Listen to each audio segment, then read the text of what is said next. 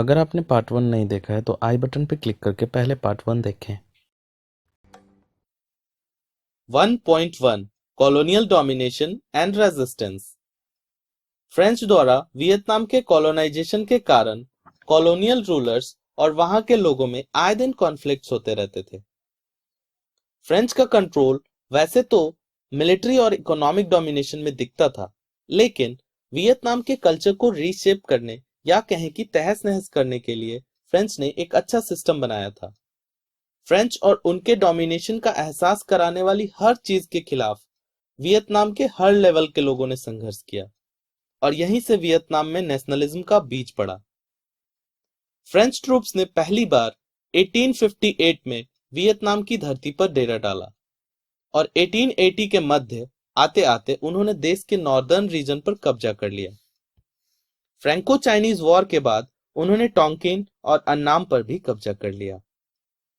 1887 में French Indo China को form किया गया। बाद के दशकों में जो भी फ्रेंच शासक आए, उन्होंने वियतनाम पर धीरे धीरे पकड़ बढ़ाई। दूसरी तरफ वियतनामियों को यह समझ में आने लगा था कि फ्रेंच के हाथों पड़कर उन्होंने क्या क्या गंवाया है।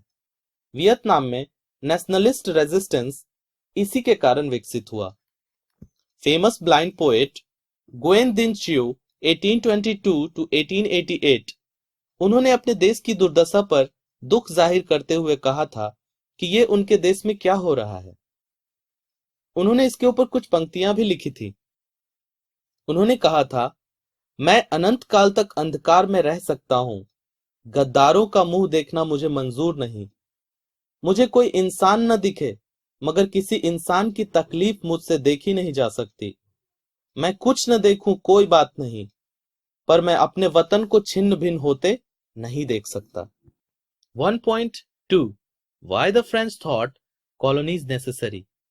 एक जमाने में नेचुरल रिसोर्सेज को कलेक्ट करने के लिए कॉलोनीज बनाना जरूरी माना जाता था।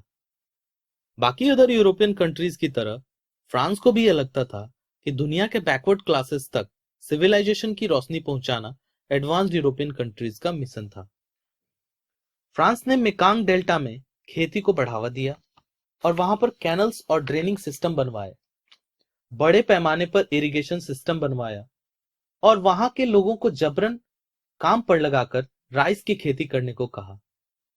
वियतनाम में 1873 में 2,74,000 हेक्टेयर्स में चावल की खेती होती थी, जो 27 साल बाद 1900 में बढ़कर 1.1 मिलियन हेक्टेयर हो गई और 1930 में 2.2 मिलियन हेक्टेयर हो गई।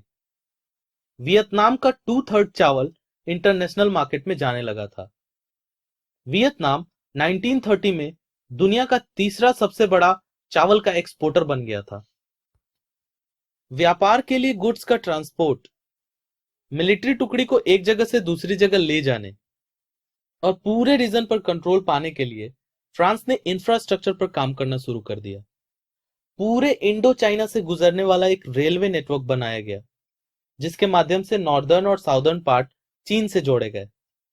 यह रेलवे नेटवर्क चीन के यनान तक बनाना था, जो कि 1910 में पूरा हुआ। उसी वक्त एक दूसरी लाइन भी बनवाई गई, जिसने कंबोडिया की राजधानी नॉमपेन के रास्ते होते हुए वियतनाम को सियाम से जोड़ दिया। सियाम जो आज का थाईलैंड है।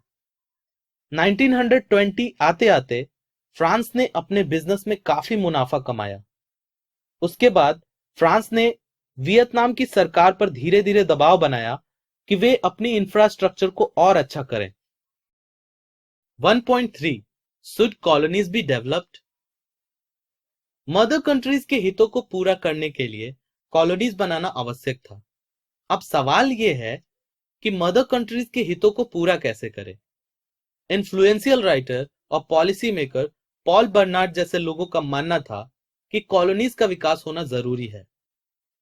उनका कहना था कि कॉलोनीज प्रॉफिट कमाने के लिए ही बनाई जाती हैं, इसलिए कि गुलाम देश की इकोनॉमी और स्टैंडर्ड ऑफ लिविंग अच्छा होगा तो वो ज्यादा चीजें खरीद सकेंगे, जिससे बाजार फैलेगा और फ्रेंच बिजनेस को बढ़ावा मिलेगा। बर्नार्ड ने वियतनाम की इकोनॉमिक ग्रोथ को रोकने वाली कई बातें गिनवाई, जैसे कंट्री की पॉपुलेशन ज्यादा थी, एग्रीकल्चर की प्रोडक्टिविटी बहुत कम थी और पीजेंट भारी कर्ज में डूबे हुए थे।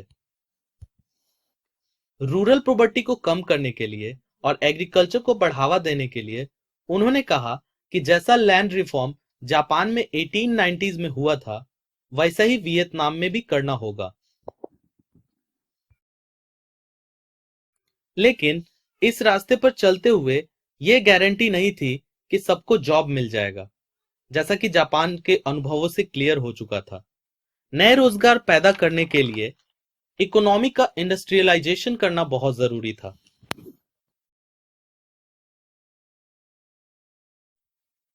वियतनाम की इकोनॉमी मुख्य रूप से चावल की खेती और रबर के प्लांटेशन पर निर्भर करती थी। इसी सेक्टर की जरूरतों को पूरा करने के लिए वहां रेल और पोर्ट की सुविधा को विकसित किया जा रहा था।